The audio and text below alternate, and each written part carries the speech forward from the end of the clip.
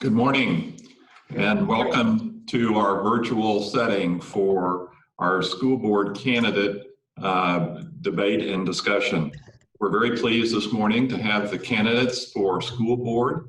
That election is coming up on Tuesday, June 2nd. So this will be a great opportunity for those who are not only participating as candidates, but those who are watching to get a feel for the candidates and to hear from them directly on their positions relative to the school district.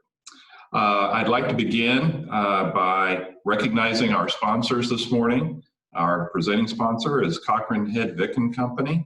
Gold sponsor, Advantage Metals Recycling. Silver, News Press Now. And our bronze sponsors are First American Title, Evergy, and the St. Joseph Housing Authority. This morning, we'll give the candidates an opportunity to introduce themselves. They'll have a couple of minutes to do that, and then we'll move into questions. To begin, though, I'd like to introduce our moderator, Barry Burr with KFEQ. Barry? Thank you, Ben. We will start with opening statements. Each candidate will have 2 minutes to introduce himself or herself. Talk a little bit about priorities, and this will be without rebuttal. We'll go in alphabetical order by last names, starting with Rick Gilmore.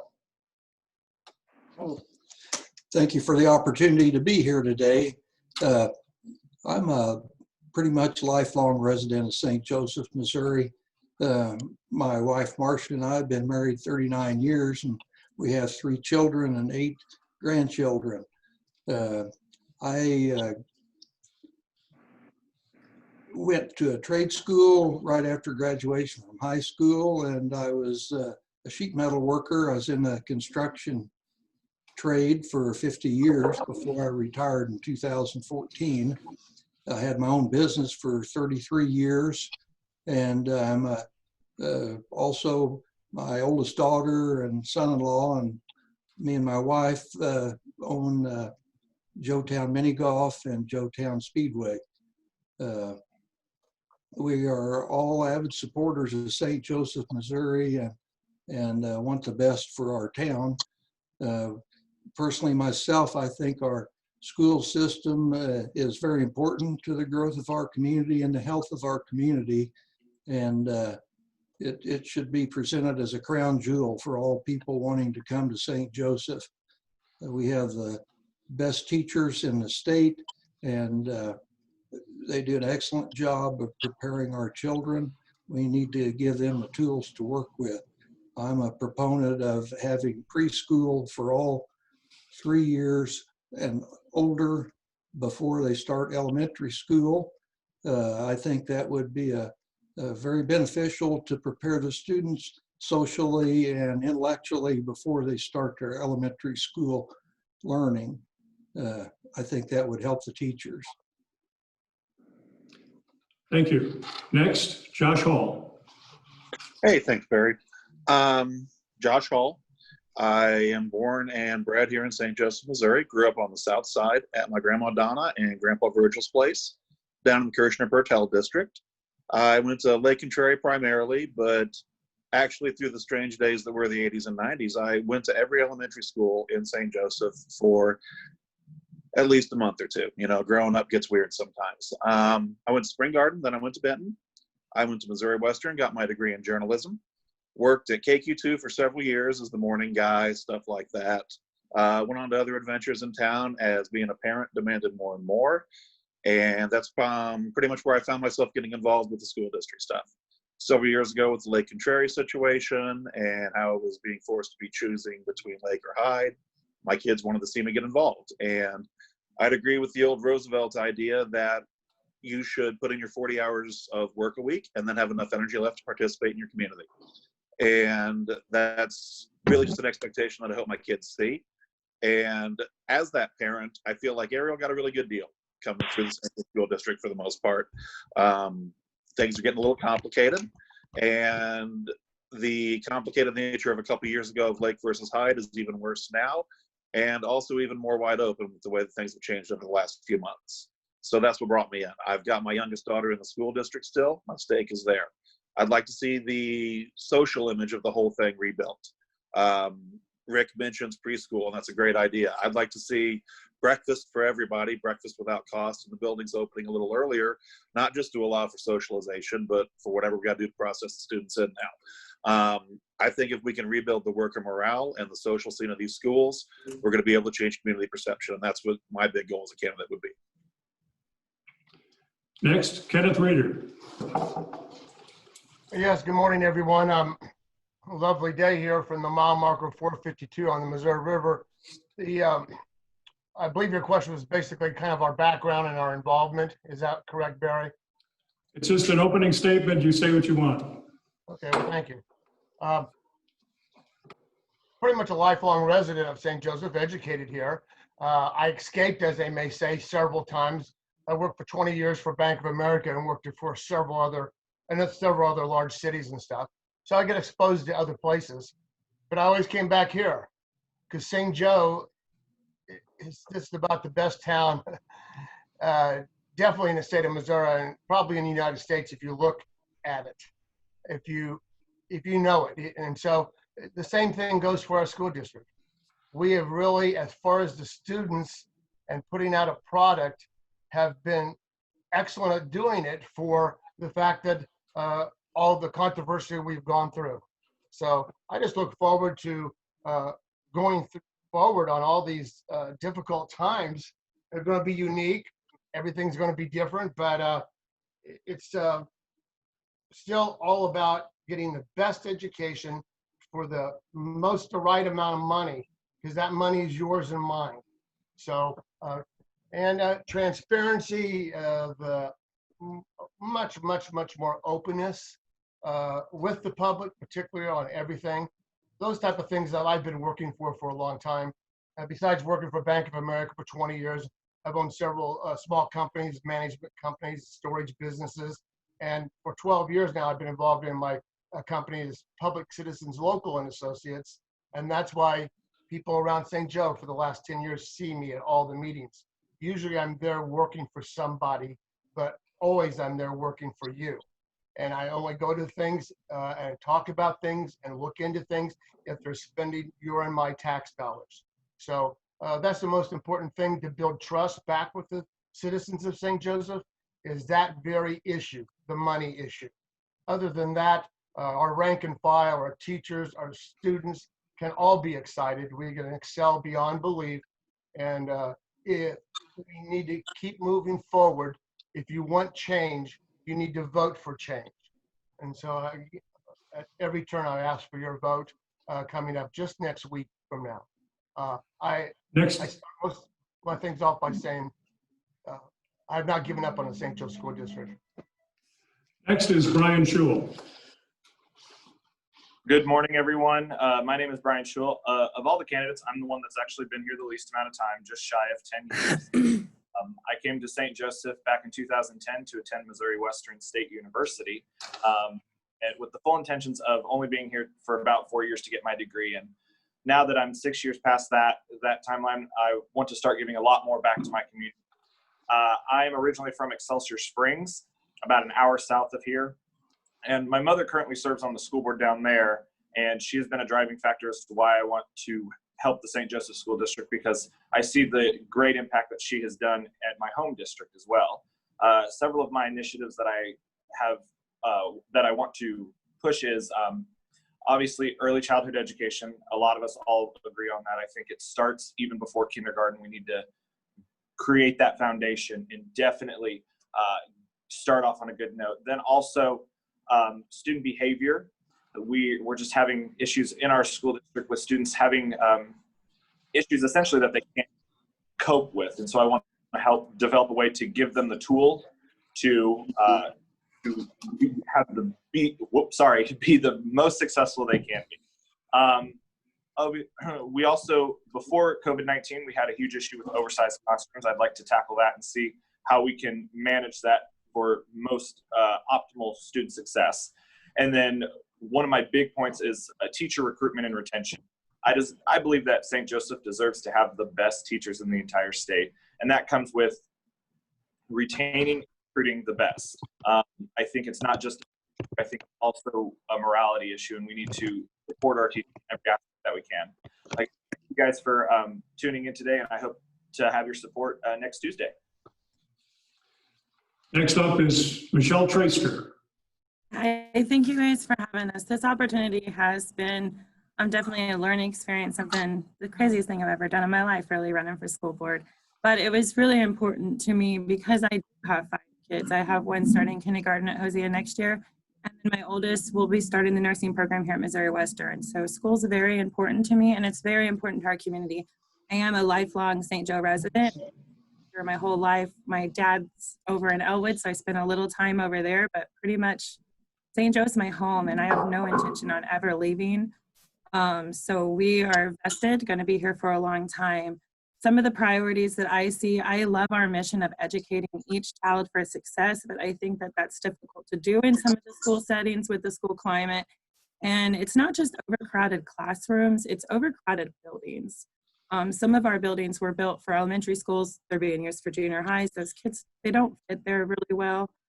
So I think the more kids you have in small spaces, as a mom, you have more discipline problems, more fights, more arguments. So whatever we could do to increase the climate and that's the environment of how well they fit in their schools, I think that's going to be very important for our community.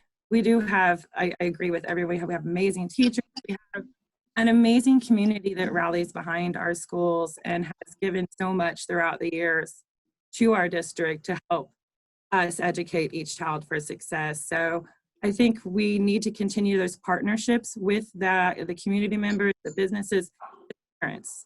That's the big things. The teaching doesn't start and stop at school. It's us parents that are really the beginning point for our students. And preschool is amazing. I wish every kid goes to preschool, but we have something called Parents as Teachers that really started with day one for me. They were at the hospital when I gave birth to my daughter, and it was actually Tammy Flowers that gave me the CD that was classical music and talked to me about how introducing my child to a classical music could help her develop her brain. Even at day one, Parents as Teachers was there for me. So I just appreciate St. Joe School District, and I'm excited to have this opportunity to possibly serve. Thank you. The final opening statement is from Lori Witham. Good morning, Darren. Thank you, and thank you for those of you tuning in and watching, whether live now or recorded. This is important in making your most educated decisions on who is going to best represent you on the Board of Education for our students. I am a career educator. I am a product of the St. Joseph School District, as are my children. They are graduates from the district as well. I had another speech I was going to give, speech if you will, but let me tell you a story instead as to what is my why. Why am I doing this? Every time in my career when I began to question, am I on the right path? Do I need to change? God put a former student in my path. The first time that happened, I was attending my daughter's choir concert at Benton High School. After the concert, a young lady came running down from the balcony to give me a hug and tell me she knew I had been worried about her and that she had turned her life around, and she wanted me to know that. Many people have asked me, why are you doing this? Are you sure you want to do this? Well, it happened again this morning. I had a former student reach out to me this morning and let me know she had her full support, that it was important to have people with an educator background on the board. It really touched me deeply. It was a student I had worried about quite a bit and continued to worry about even through the years, and she has an 8th grader going to Truman this coming year. So what is my why? That's my why, are those students that continue to find you as an educator and say, you helped me. That's my why. Thank you. That concludes the opening statements. Next up, questions. These questions, many of them will come from people who are watching right now and submitting questions online, and questions that we have prepared for the candidates. And this first question will be for every candidate. And I'd like to start in reverse order, reverse alphabetical order, to sort of even things out. So Lori Witham will be first. And the question simply is, what are your thoughts about reopening schools this fall? Lori Witham first. I definitely think we need to get back to school this fall. Will it look like it did in previous years? Likely not. The state board put out an incredibly lengthy list of guidelines, some easier for smaller districts, some maybe a little easier for the larger districts. I think our administration is working very hard to attempt to determine what that's going to look like.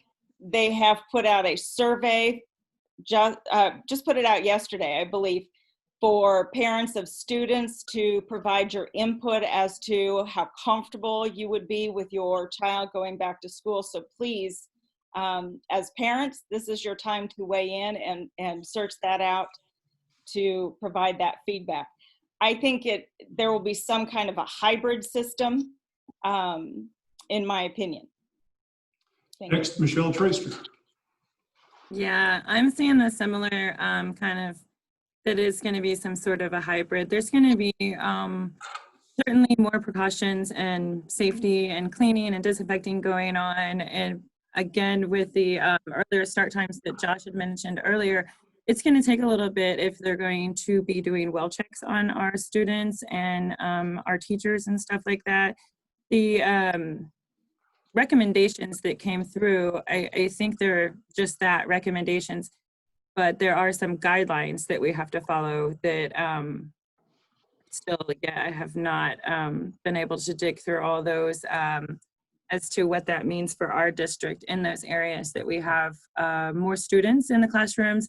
Are we going to be able to manage that with the added COVID risk? I don't want it to look like it did. I hope that we are forever changed and always looking for opportunities to improve our district. So, but we certainly need to go back. I know my kids are ready to go back and see their friends and their teachers. Next, Brian Schul. I'm going to have to agree with everyone that has spoken before me and probably who will speak after me. Yeah. The way that it's going to look going forward is not going to be what it used to be. And we can't get back to the way it was. That was several issues that our community voiced about. And I think, yes, we're going to have to be looking at a hybrid, maybe half in class, half online. And all of our educators have done an amazing job with the Zoom program, kind of like what we're on right now, in educating the students. I know my fiance teaches for the district, and it's been a learning curve, but her and as well as several of her teaching partners have adapted very well to the situation. So I think going forward, yes, we get to a point where we have a great opportunity right now to adapt and help fix some of the problems we are seeing in the St. Joseph School District. Next, Kenneth Reeder.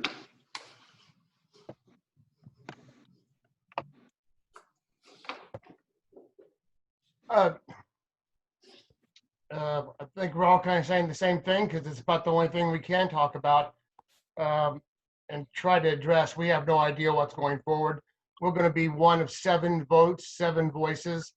So it's going to be a real collaboration effort. And I believe that in order to do that, you do, in fact, as some people have said, have to think out of the box.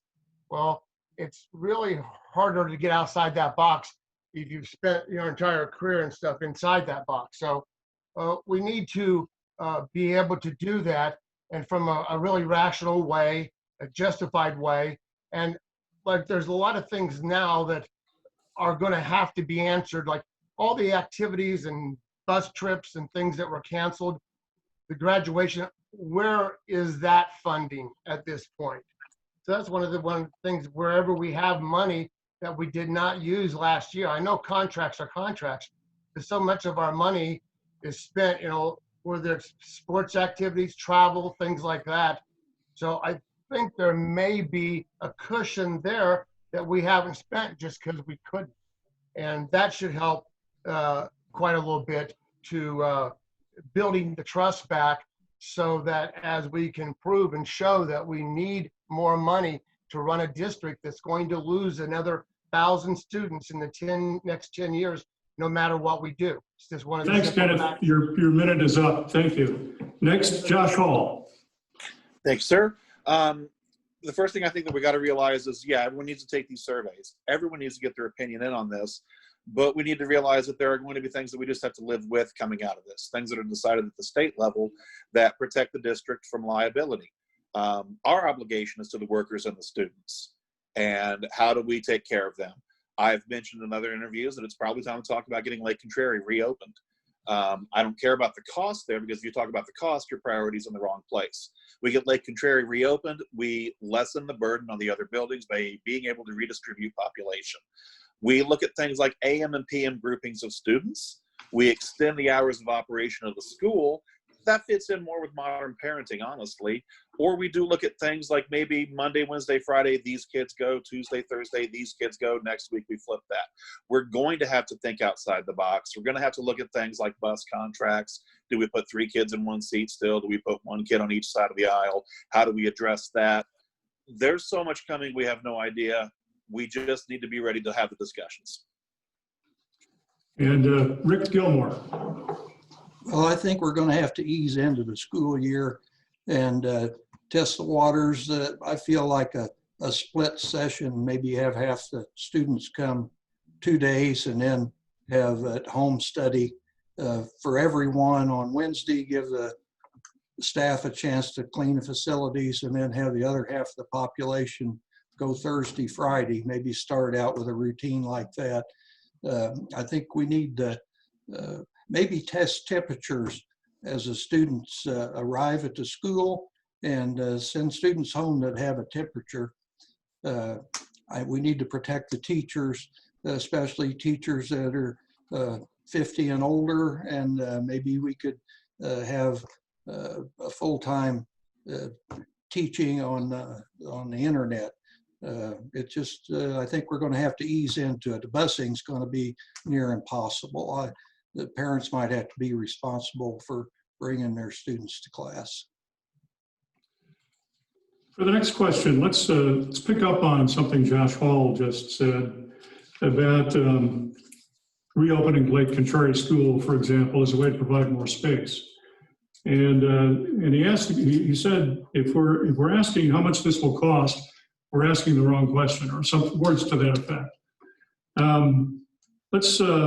Let's throw this out here, and I want to ask Kenneth Reeder to comment first on this, because we're dealing with 2 issues that he's mentioned before about schools and reopening schools, and about costs, keeping costs under control in the school district. I'd like Kenneth to ask, or to address the issue of whether reopening schools is something that we should be thinking about, say Lake Contrary, Noise, maybe some others. And if we do that, how do we pay for that? And is cost an important factor? And we'll ask Kenneth to respond to this, and anybody else who wants to then rebut or add on to or take away from what Kenneth has had to say about this, feel free. Everybody has a minute to respond. Just let me know if you want to rebut. I saw Josh's finger go up, so he's next in line, Lori and Michelle, and we'll just go down the row. If anybody else who wants to comment also. Kenneth, you're first. All right, thanks, Barry. We have to,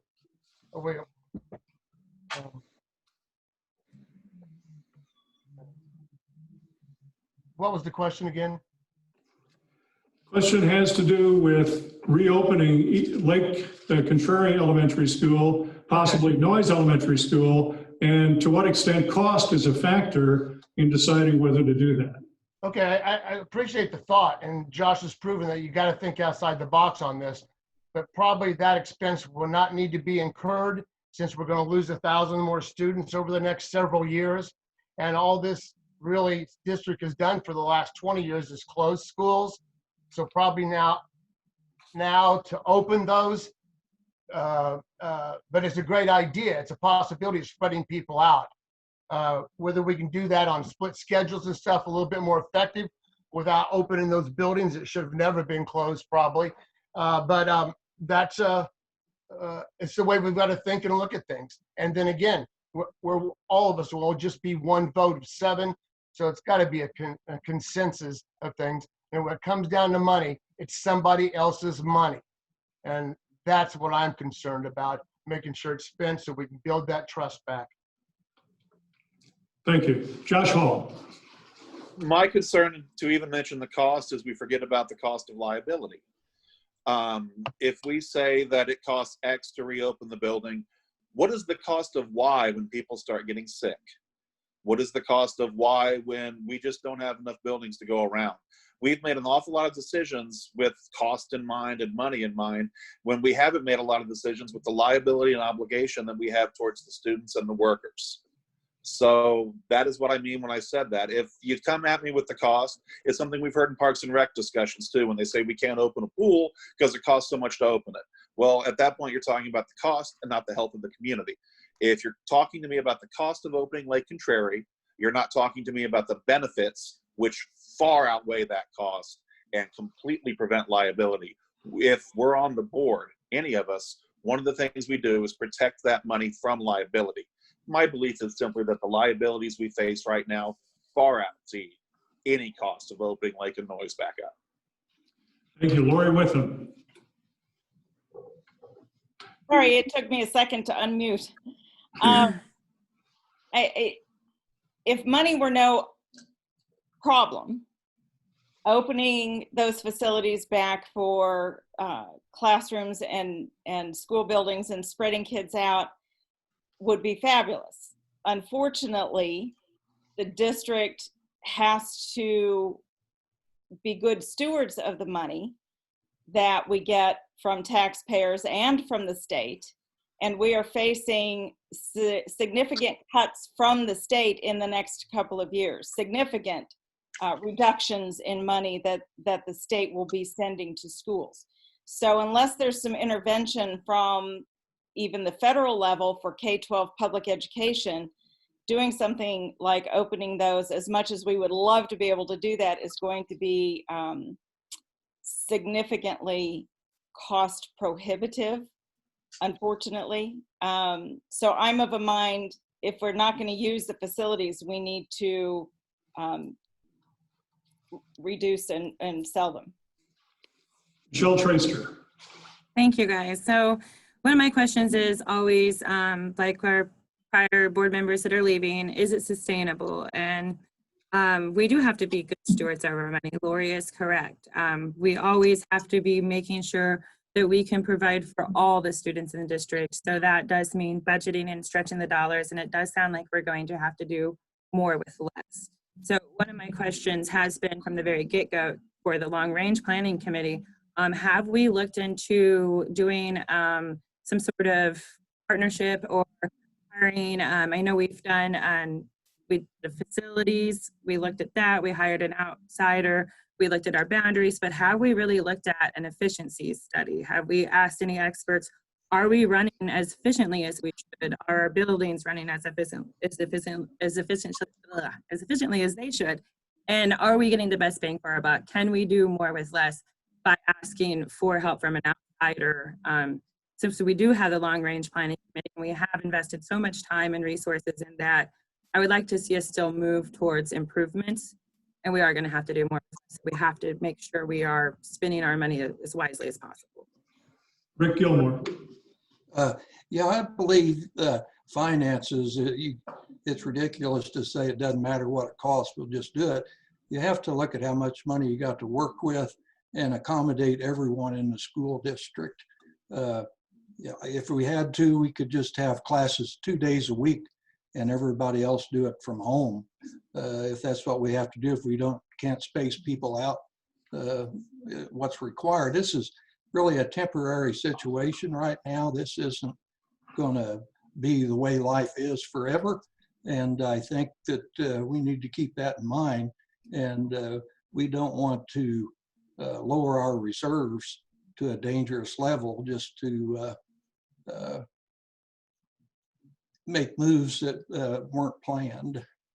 I think the school board is already, or the school administration has already been working on a plan for us to follow when we start up. And I think it has to be a fluid plan that can be changed. Thank you. Brian Schul, you're the only one who hasn't commented, and I don't know whether I perhaps missed seeing your signal. Give you a chance here. No, I didn't give a signal. I was thinking about the whole process, but I think everybody touched on it.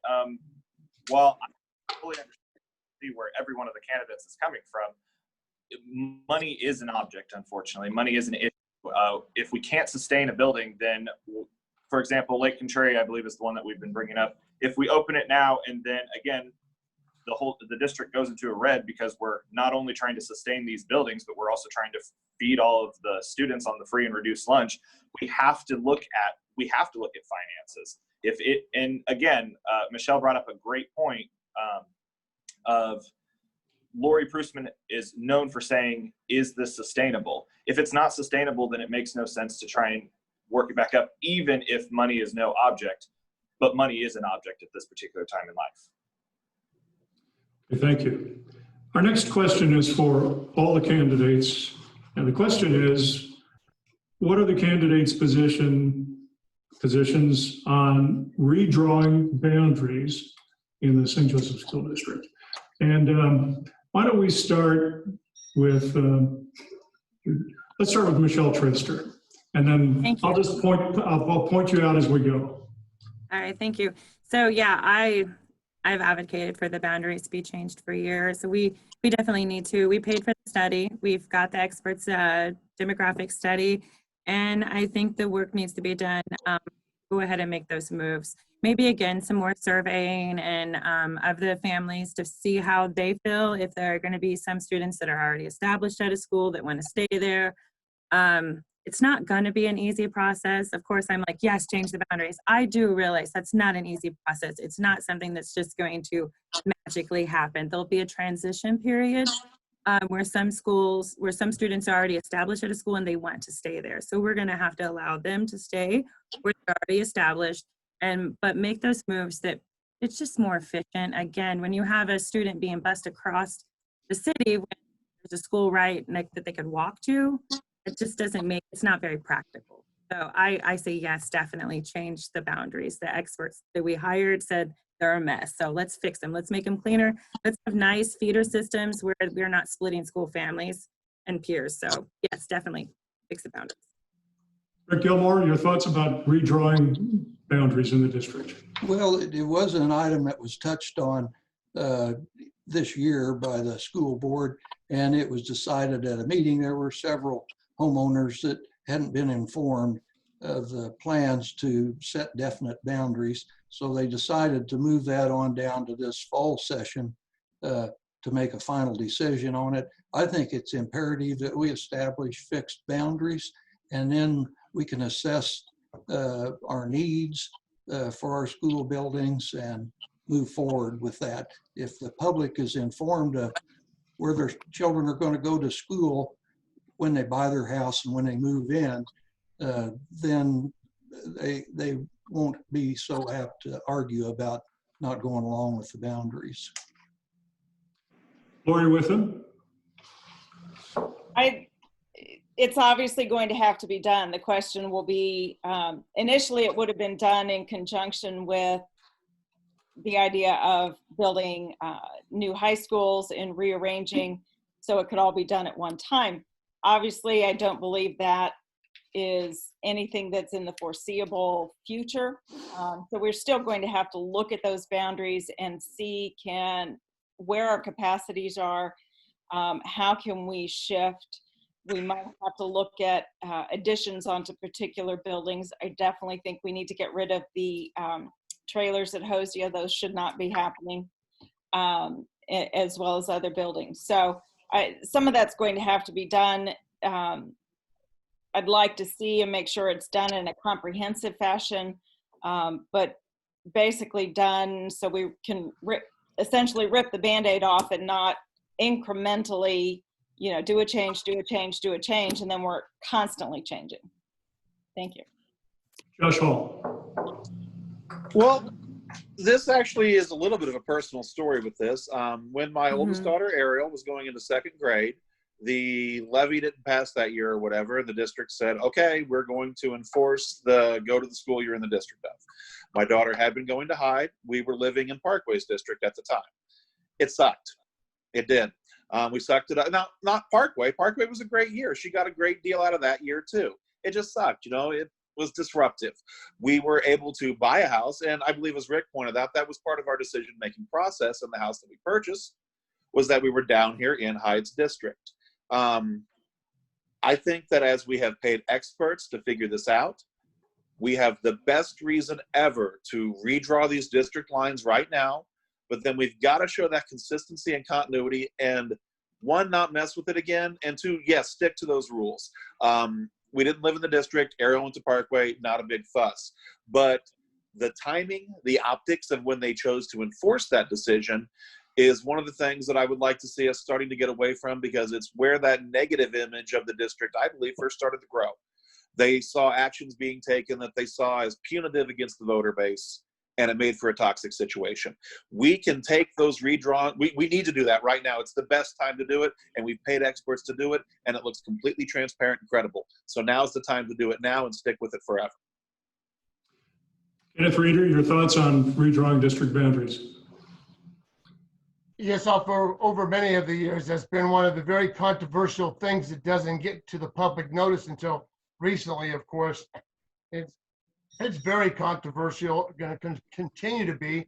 And if you look at the present board, it was considered to be a knowledgeable and a strong board at this point in time. They walked away from it. They kicked the can down the road on this very controversial issue instead of addressing it, showing the public they could build trust again for tough decisions. And most all those tough decisions involve our money. So, and we know what this comes down to, and why it's such a problem in St. Joseph is, in our district, is because of the simple 2 or 3 things: fairness, equality in our education throughout our entire town. That can be done if the administration has the fortitude to do it, and that's what they're hired to do. It has to be equality and fairness in our education for every children. I don't care if you're the poor district or the rich district. And right now, most of these boundaries are being manipulated and stalled and kicked down the road because of the east side of town, the haves, not the 70% of this town who are the have-nots. Okay, Brian Schul. Awesome, thank you. I also agree. I think, yes, the district lines need to be redrawn. It's just really hard and difficult situation, because not just of where it's placed, but where the buildings are placed as well. A great example is Bessie Ellison is way out there. How do you determine what neighborhoods go into Bessie Ellison? And then, for example, where I live less than a mile, like less than half a mile from Parkway Elementary. However, if you step out of my house and look to the right, then you're seeing Carden Park's district, which they're less than a mile from Parkway, but they're in Carden Park's district. So yeah, definitely there needs to be a redrawing of districts, but I think it's going to be a lot harder of a task because of, one, the placement of certain buildings, and because it's just the city's layout is just an interesting layout.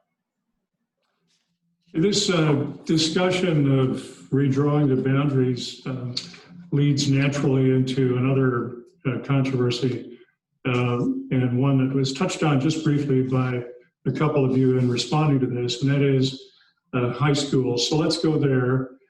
Talk a little bit about whether it's in the future, 20 years from now or next year or whenever, how many high schools would be optimal for the for the St. Joseph School District? And let's do this just as you feel led to make a response. If you'd like to address the issue, I see Rick Gilmore's hand first, so let's go there first. Rick? Yeah, this is one of the reasons I decided to run for a school board. I believe that we can't do it now, but we should start our planning. Towards the end of the decade, we'll have more bonding room, and also these TIF projects that cost the school district about $4 million a year will expire. I think the school district should opt out of any future TIF projects funding and accumulate that money. I would like to see us expand Hilliard Vocational into a full high school, and I'd like to see a new high school built in a college campus style. I'd also like to see 2 new elementary schools with preschool wings, one built in the north side and one built in the south side, and position those in an area that would work within the new boundaries we're talking about. Now, this is nothing we're going to do tomorrow, but it is something we could start planning today and figure out where we're going to put them and figure out how we're going to pay for them. Lori Whitham. Thank you for that. I have sat on the long range planning committee because I was interested in moving our district forward with our facilities and needing to upgrade our facilities. I firmly believe we need new high schools. The question comes down to a campus style. I cannot get behind one huge building. I did like the campus style idea with a 9th grade center. Two new high schools would be fantastic. Unfortunately, COVID, this pandemic situation has put the brakes on all of that. And like Rick said, we can maybe start some discussion, but it's a discussion for a 5 to 10 years down the road. We've got funding issues that we'll have to pay attention to. So at this point, for the immediate few years, we've got to be looking at making do with what we have. Josh Hall. As a board member, you've got a 3-year term, and my youngest daughter has 6 years left in this district. My goals would be more in reinvesting in the infrastructure that we have, making it shine, and focusing on the unique challenges of the immediate future. And I think if we do those things, and if whoever wins does a great job, and everyone continues to do a great job, and we continue to get better and improve and show progress, then they can come later and ask for what they feel they need to ask for. I don't think it's a good use of our time to even consider that in game right now. We've got too much going on. Let's just do a great job and trust that if we do a great job, we're going to win the community back. And when that has happened, it'll be responsible and prudent for us to ask for more. Anybody else want to comment on this question? Michelle. Yeah, so one of the things that led me to run for the school board was the way that the whole long range planning committee unveiled those high school plans. It was more of a lobbying for their own special interests, and it was kind of almost like shoved down our throats that we're going to start with the high schools and this is what we're going to do.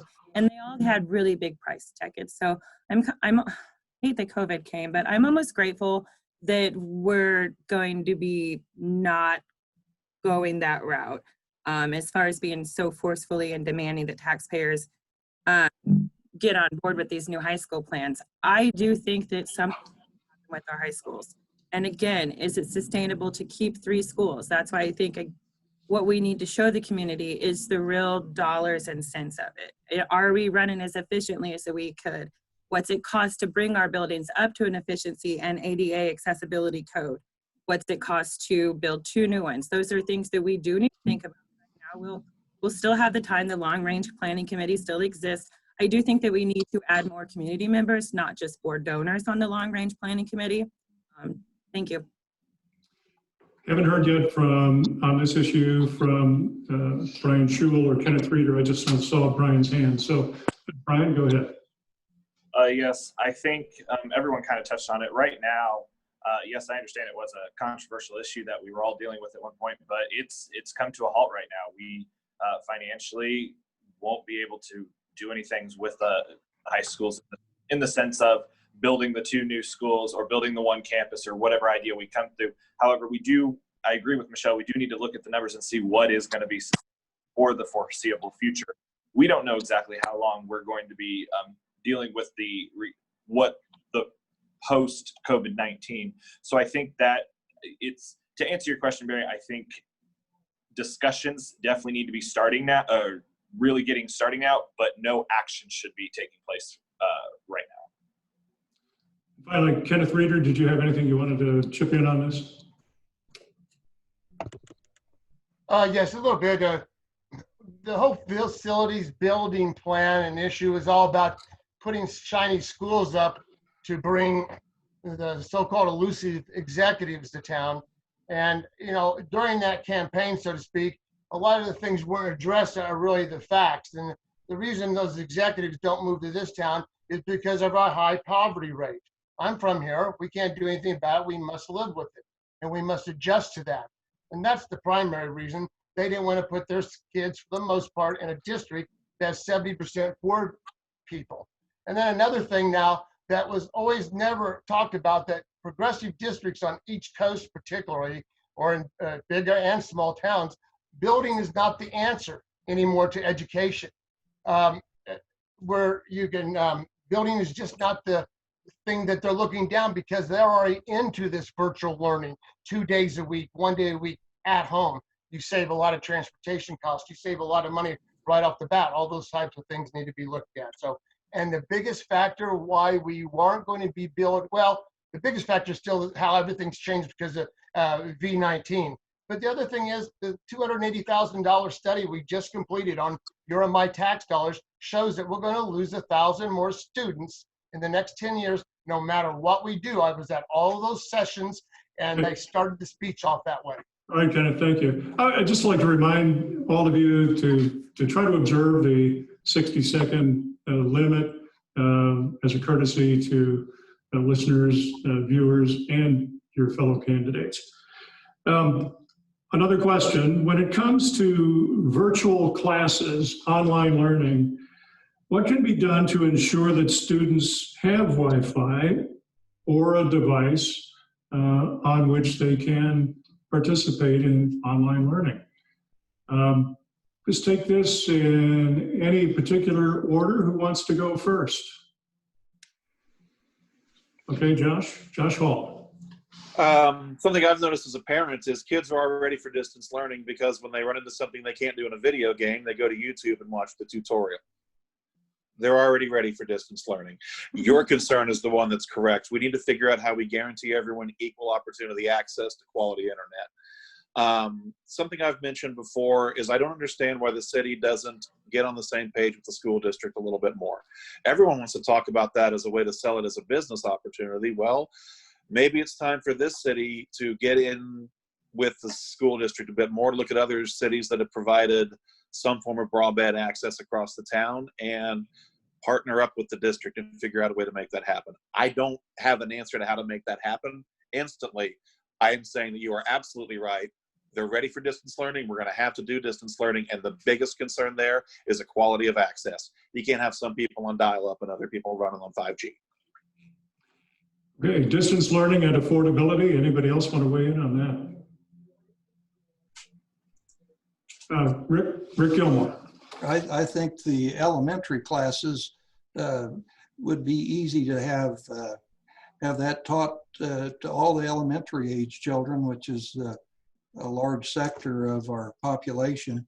And you could have one teacher do that, and you might even be able to do that with a television broadcast of it. And the rest, the older children, we just have to make sure they had internet connections. But I feel like this is a temporary situation. It's not going to require long-term planning to accommodate this. So I don't think we should make a large investment in distance education.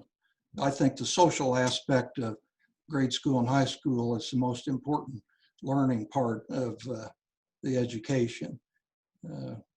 That's what I feel about that. Thank you. Michelle Traster. Yeah, so what I know is we do have areas that we don't have internet, at least not enough bandwidth in order for them to stream, because we had students, my kids' friends on my front porch using ours. So even if they are paying for internet, they may not have the bandwidth capacity to stream an online lesson. The other problem is parents sometimes are not as able, not as tech savvy. So we do need to allow some trainings for our parents. Again, building those partnerships for parents, because not every parent has the same skill sets to help their student. I don't think it's a bad idea to invest in this though, because you know, there are circumstances that come that we would need this. Snow days being one. I have a daughter who has a chronic illness. So there are days that she may not be able to go to school, but could still be at home learning. And I know that's part of a 504 accommodation for kids with chronic illnesses sometimes, is that they have the ability to learn from home. And having the online platform would also allow some of our parents that didn't feel safe in their district that are homeschooling to be joining our district through that virtual platform. So I think it's a good investment, actually. Anyone else want to weigh in on this topic? Lori Witham. Thank you. I just wanted to piggyback off of what Josh and Michelle both said. Broadband access needs to be expanded, whether that can be done with a partnership through the city or preferably, in my opinion, with state and federal legislatures. And I know that's on the radar there too. But the other part, to add on to Michelle, I think training for parents is an excellent idea, but we also have to train our teachers. Some of our younger teaching staff, they're very adept at using technology. Some of us older folks, you know, in the classroom, many times I had to go to a student and say, okay, how do I fix this? Or how do I do that? So yes, many of our kids are coming already pretty tech savvy, but that has to also be a part of the professional development for our educators. Anyone else want to touch on this? I think we haven't heard from Kenneth Reeder or Brian Schul on this particular topic, but it's not mandatory. You've got some thoughts on it? If not, we'll move on. Okay, and Josh Hall, I think you had something. I just wanted to add one more thing real quick. Anybody that went to Benton around this time will remember a kid named Chad. I want to say his last name was Butts. He had some severe disability issues and he had to call into Benton every day on the phone. They had an elevator to help him the few times he was able to come. He didn't quite make it to graduation, sadly, but we've got a history in this district of doing everything we can to enable one student. And so I think we just need to remember that it's time to take that mission to extend it to all. We have shown we're compassionate to do this for one kid. Now we just need to show that we're compassionate to do it for the whole city. Right. One of the concerns we're hearing, we hear often from parents, has to do with discipline in the schools, student behavior or misbehavior in the schools. I'd like each of you to address a question about whether we have a problem with student misbehavior and what should we do to encourage good behavior in the schools. Is it possible for us to do that in an effective way? And let's go alphabetically again. And we'll start at the top of the alphabet with Rick Gilmore. Well, I think the existing board administration started to address that issue this second semester by adding counselors into the schools, and they also added kind of a disciplinarian. I don't know what the term was they used for someone to be in the schools if someone was acting up, to maybe go in and calm them down and talk to them. And I think that the school board and the school district are addressing that issue, and it is important because you don't want the classrooms disrupted by one or two individuals having a bad day. Josh Hall would be next. As a guy that had a little bit of ISS when he was in high school, it's different now. I know the district has struggled with bullying lawsuits, settlements, etc. We live in the age of digital where things last forever and you can torture a child with a simple mistake for an awful long time. How do we, I feel like as I've said before, if we can, starting at the elementary level and at the middle and high, focus on the morning, focus on the breakfast, focus on the socialization aspects, I think we'll start to see, like if you look at other nations' school systems that force their kids or encourage their kids to feel that sense of community, they start to feel the obligation towards it. Now, as Rick's pointed out, we've got people that are still going to struggle, are still going to step outside. We do need to see more consistency to certainly not just help that student and help the other students, but protect the workers. I was a para for the district for a couple of years. I saw the teachers get hit. I sit at kitchen tables with friends now that have the same stories. We got to protect the workers too. We need some credibility there. Next would be Kenneth Reeder. Kenneth. Yes, thanks. With the discipline, and I've spent several years working for the district as a substitute teacher. If you really want to see the inside of our district, just be a substitute for a few years. I always recommended anybody got elected to the board should go under no other pretenses other than a high school class and substitute, or a junior high and substitute just for one day. It really opens your eyes. You really get to know that building as well. So it comes back to what you're saying, the discipline of the students and stuff, and what I believe still exists to a great extent, and it totally did back in our bad times of 8 to 10 years ago, even only 6 years ago, is that in order to solve that problem primarily, you have to know as a teacher, as the person who's touching that student, with that student, that the downtown has your back. And same thing goes, within that building, you must have that support of that principle behind you.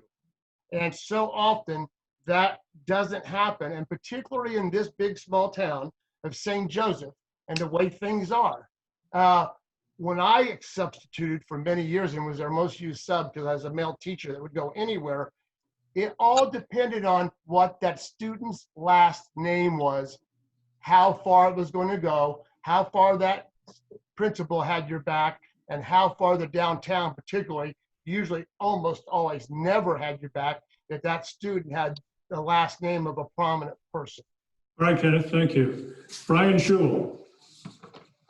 Yes, I believe that there is a discipline or behavior issue in the district, but what a lot of people aren't, I feel like, touching on is it's not just what's happening in the classroom. There's also a home life that we have no control over. I know for a fact my fiance, she will tell her students, that she cares about them, that she loves them, and sometimes that's the only time of day that they actually hear those words.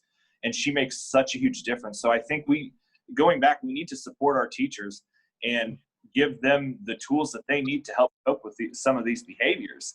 I believe we're at a point where and again, several people have touched on it, if the students can continue to feel safe and secure and not judged in the schools and in the classrooms, I think their behavior would turn around tremendously. Yes, there are some behaviors out there that need a little bit more attention and help, but we have the capabilities and we have the tools. We just need to put them in the hands of our staff, our teachers, and of our students.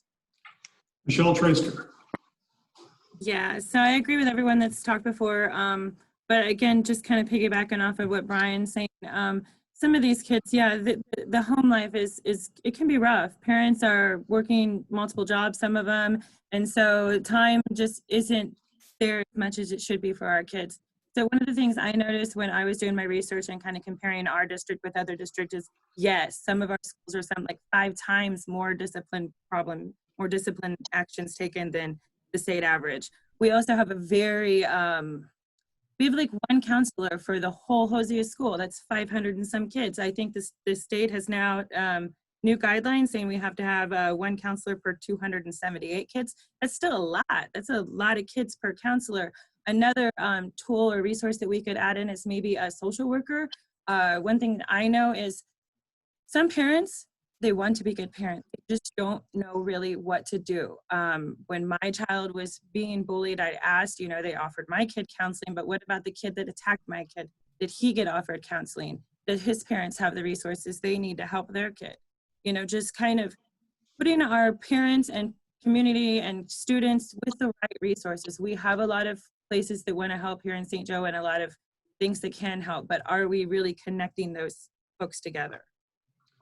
And Lori with them. This is actually a very multi-layered and kind of a nuanced problem. It's not new. Bullying has been around forever. What's the difference between bullying 20, 30 years ago and what is it now? It's these little devices. And Josh is very, very correct in that the minute it goes online, it's there indefinitely. That becomes very difficult to police, and it becomes very difficult for schools to police. That's one problem and one layer of difficulty. Large classrooms, it adds another layer of difficulty. I was a middle school teacher. You put 30 middle school bodies in a classroom built for an elementary school, problems happen naturally. We're working very hard at putting in interventions. I agree with Michelle. I'd love to see more social workers. I'd love to see some more parent interaction, maybe parenting classes between the schools and home. Thank you. Thank you for the responses to that question and to all the questions that we've been discussing this morning. It's time for us to wrap this up, and for that, we go back to Pat Bowling. Pat. Well, Barry, I thank you for your time today and certainly the opportunity to interact with the candidates. Also, I want to thank all of our candidates who are on today, not only for being with us today, but also your commitment to the school district and the community by virtue of the fact that you're running for office. I always respect the fact that people do that, and so thank you very much on behalf of the community for that. I want to ask that all of our listeners today be sure to vote on Tuesday, June 2nd. It's an important election. There are both school district candidates to be considered, but also several city issues as well. And so again, we will thank all of our audience for being on this Facebook Live event today. And this will conclude our Public Affairs Coffee. Thank you.